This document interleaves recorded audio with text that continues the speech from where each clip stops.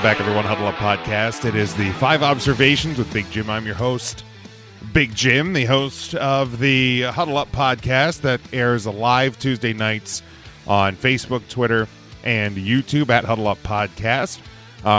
So make sure you are subscribed and following there so you do not miss the live shows. And if you do, no need to worry as the podcast episodes drop on our podcast feed. So make sure you are subscribed to Huddle Up Podcast on all podcast platforms. If you basically, we're everywhere. If you can find one that we are not located on, just make sure you reach out to us on social media, and we will get it uploaded there. And check out our merchandise over at tpublic.com and support the show that way. Tell your friends about the show. We certainly do appreciate everything as we continue to work our way through the latter part of the 2022-2023 NFL season.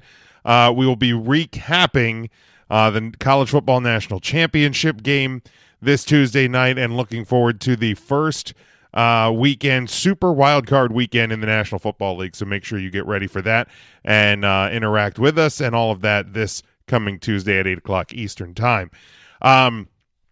But kicking off the 10th edition of the 5 Observations here, and been really enjoying these. A little bit extra content from me as opposed to just what we normally cover on the Huddle Up Podcast.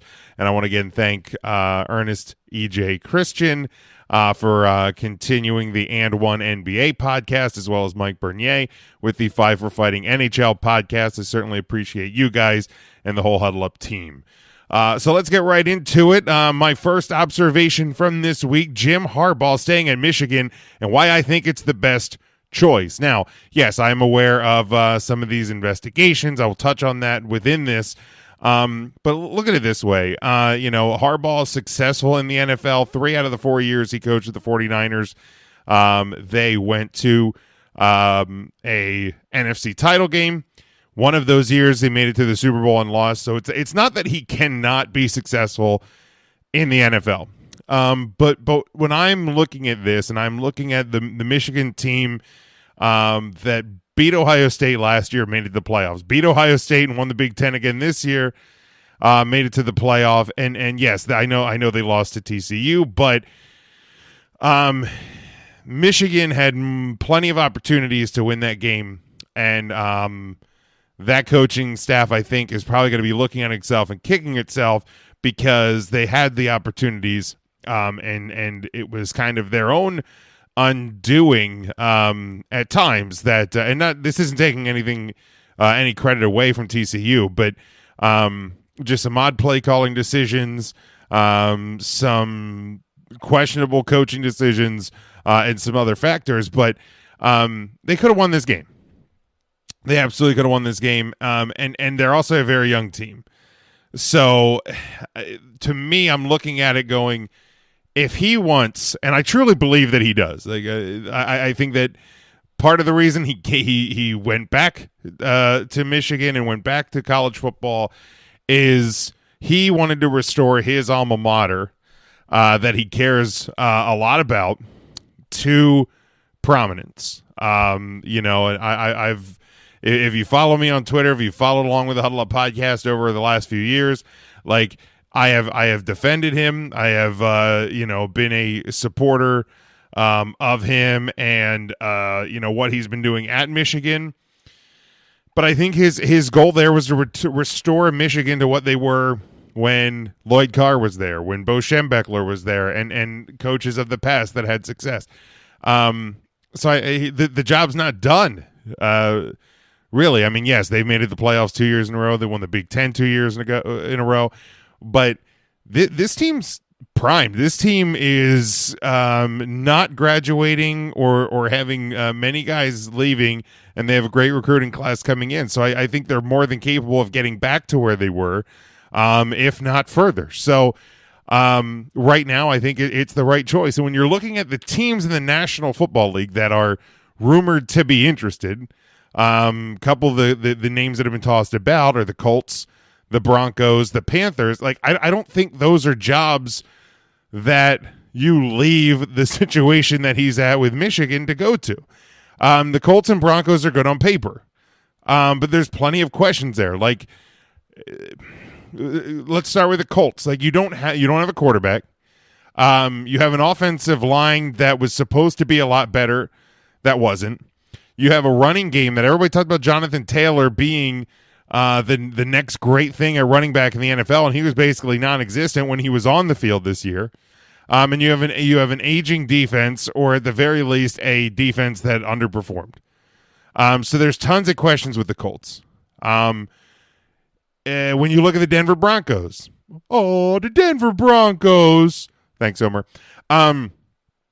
You have a good running game. You have a decent offensive line. You have good receivers. You have a defense that should be capable. But it was a complete failure this year. Now, yes, Nathaniel Hackett couldn't hack it in the National Football League. But also, you have questions at the quarterback position. Yeah, I understand. We've talked about it on the Tuesday show, that Russell Wilson deserves another chance to cook next year, as he would like to put it. But there's questions there. Like, was Russell Wilson, and the level that he played at, and what we thought Russell Wilson was that a product of Pete Carroll and Pete Carroll's system, or is Russell Wilson really that good? And here's the deal. Russell Wilson is also getting older. So he may be that great, and may have been that great. And look, I don't think he's actually a system quarterback. So before you start tweeting and getting angry at me, I'm not implying that he is a system quarterback. But what I'm saying is this, he was bad this year. I understand that team was bad. It was coached poorly, but Russell Wilson was also bad. We're allowed to say that. So I don't know that you go to the NFL to go to that system, to go to that team in that situation when you aren't guaranteed to have a Russell Wilson that is going to lead you to the postseason. And then if you look at the Panthers, I mean, yeah, they got a little flashy near the end, but you also don't have a quarterback there. Is Sam Darnold really the option? I can't think of the guy that also played this year, but are you going with the XFL guy to lead that team? Like, what are you doing? Like, really, if you're going to be ultimately successful in this league, chances are you need a quarterback. And I don't think the Panthers have that. And you also don't have Christian McCaffrey anymore. Like, I don't think that is a team that at this point you leave Michigan where they are and what they're ready to do to go back to the NFL now. Now, what I'm not saying Harbaugh's not going to return to the NFL before he retires from coaching, but I don't think this is it. I think the next 1 to 3 years are his best window, at least that he's had so far, to win at least one national championship with Michigan. So why leave now? If your goal is to restore them, why leave now? The wrinkle here that could throw a wrinkle into all of this are these investigations that we started to see stuff breaking about. I believe it was Thursday night that the Michigan program is under investigation for some sort of level 1 or level 2 recruiting violations or something like that during the COVID year. There was reports on Friday, as I'm recording this and as this show drops, it's either going to drop late at night on January the 7th or early January the 8th, but I'm recording it on January 7th. So there was reports yesterday that the violation had to do with Harbaugh paying for a recruit's burger or something. And I'm like, there's no way that can be it. But also, with as petty as the NCAA is, I could also see that being it. So, but a lot of times these investigations and sanctions and all of that come down, they take a while. So I wouldn't expect this to cause any change at Michigan before next season. but even probably before the end of next season. So I understand that depending on what the sanctions or anything would be, if they would come down, that Michigan could fire Harbaugh with cause, but I don't see that coming down in the next calendar year, in the calendar year 2023. So I don't think that is going to be an issue this year. Obviously, it's going to be something that we watch through the rest of our live season and our off-season episodes. So obviously stick with us for more on that.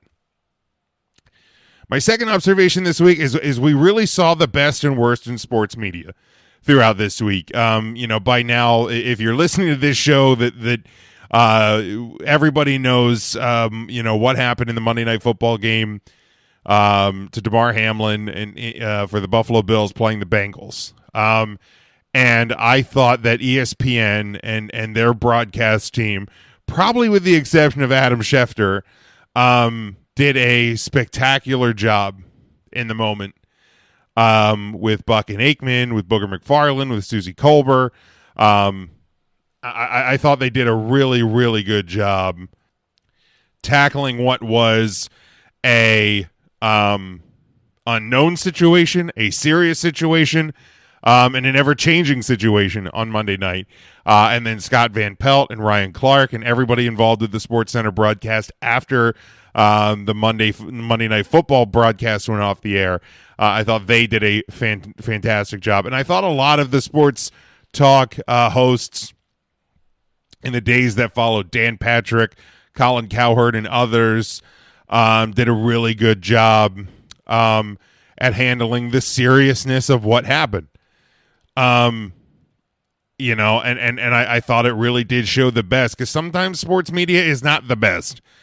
However, I understand what this guy is. I understand what Skip Bayless is and what he does and the reason why he does the things that he does. But his poorly timed at best and poorly worded at best tweet on Monday night, I thought was gross. I thought he had the opportunity to delete and explain, or delete and clarify. He did not delete. He tried to clarify, and I thought he actually made it worse. On Undisputed on Wednesday, I believe it was, because Shannon Sharp didn't even come on the show on Tuesday. Bayless interrupted Shannon Sharp when Sharp was trying to explain why he wasn't on the show on Tuesday. And I get it. That's what Skip Bayless is. But the guy's a prick. The guy reminded us again this week why he is just a classless prick when it comes to sports media. Fox and FS1 should be embarrassed. I know that they aren't, because people talk about him. His doubling down on it may have been worse than the actual original tweet. But overall, I think, sports media and like I said, the crew on Monday night handled it extremely well. And again, with all of the positive news coming out on Damar Hamlin this week, the fact that now he's been extubated and he is able to talk and interact with his medical team and family and friends and all of that is just miraculous. And another thing, I've seen this big debate or back and forth, because I understand not everybody's religious. I know that everybody does not believe in the power of prayer and all of that. But let me try and explain this simply. People saying that the power of prayer works is not them saying that doctors don't work. Okay, these things aren't mutually exclusive. So when you see somebody who's religious, even if you're not, say that prayer works, you don't need to be that guy that says, well, so do doctors. Yeah, they absolutely do. And medicine is great, and doctors are fantastic, and every medical person, from at the stadium to in the ambulance to the hospital, everybody that had a hand in saving Damar Hamlin's life absolutely deserves to be thanked and praised. Nobody is saying that they shouldn't be. But when you have people that believe in a higher power and people that believe in the power of prayer, them saying that prayer works is not saying that the doctors don't. So just in a week where, we'd see the best of people, over $7 million raised for Hamlin's charity, we're also seeing the worst of people that you feel the need to argue about whether or not prayer is real or God is real or prayer works or any of that. Just don't be that guy. Don't be that guy or girl. Don't. You don't need to be. It's not necessary. And to wrap up this, like, obviously it's kind of tied to what happened on Monday Night Football. The league announced on Thursday that the Bills and Bengals Week 17 game will not be finished, and handed out a long list of scenarios for tiebreakers and home field advantage and neutral site conference title games and all of that. Really, I think the NFL did the best with an impossible situation. The only thing that doesn't make a whole ton of sense to me is the coin flip with the Bengals-Ravens. Like, if the Ravens win tomorrow, there has to be a coin flip to determine who gets home field in the first round game, even though the Bengals are division champs. Like if you're gonna cancel the game and that's how you're declaring things, but the Bengals are division champs, then the Bengals are division champs. Like that. Like, it is what it is. That's the only one that doesn't make sense, but also I'm under the belief that, like, if the Bengals can't beat the Ravens right now, maybe they don't deserve the home playoff game. But see, that's really the only thing. I think the NFL did as good as they could with the situations at hand. My third observation this week, the NHL Winter Classic is still one of the coolest things in sports. I know it didn't have as much fanfare this year, and I know ratings were kind of down, and some people didn't kind of know about it. I think that's a failure of TNT and the network and the NHL, like putting it on TNT for this. Now, I understand you're doing it on January 2nd, and that's the day of the Rose Bowl, so your ESPN ABC coverage is college football. But I don't think the NHL did a great job marketing it this year. Unfortunately, it's kind of it's gone from, it used to be on NBC broadcast to TNT cable.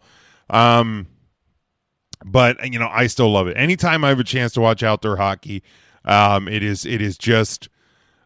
something that I'm absolutely going to do. I love it. It is fantastic to watch every time. I thought Boston really did it well with the NHL, and Adidas did it really well with the uniforms. Boston with the orchestra playing the music between plays, and just kind of a simple setup out there in Fenway. I'm excited for Seattle and Vegas next year to see what that'll bring.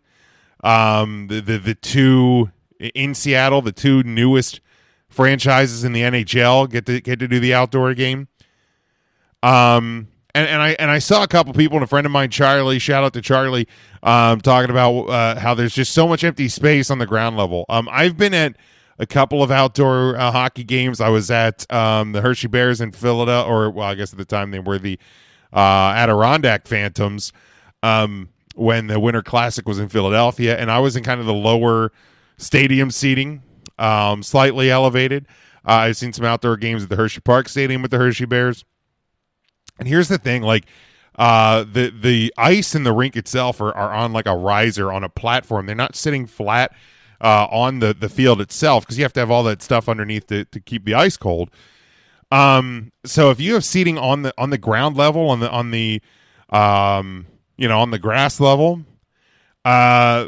they won't see any. They'll just be a bunch of floating heads moving around above the boards. So like that's why there's so much empty space and all of that. Maybe next time they can do a better job filling it in, but it's never bothersome for me because I know why they do it. My fourth observation this week, as the XFL schedules came out, they are now under 50 days till kickoff. Actually, probably about 30 days at this point. Or just a little over 30. I'm really pumped for the XFL to resume again. XFL 3.0, I'm kind of calling it. Being a wrestling fan, I enjoyed the first incarnation of it way back in the day. I watched until the stoppage in 2020 with the pandemic. And I'm excited to see it kick off again. This year, I've kind of changed my fandom to the San Antonio Brahmas. I love the name. I love the logo. Obviously, the connection to the Brahma Bull, The Rock from the WWE, and they have Jack Cohn, former Notre Dame quarterback. So I'm kind of all in on the Brahmas. And really, I really do hope that it can be successful this time around. And I think maybe with The Rock and the presentation that they have, and they have Under Armour as the uniform sponsor. They've gotten a lot of coverage with ESPN, so it does kind of feel like maybe there's a little bit more media backing to it. But I guess we're gonna find out. Is the world ready? Is the country ready for spring football? We saw the USFL finish their season last year. In all those games are played in Birmingham.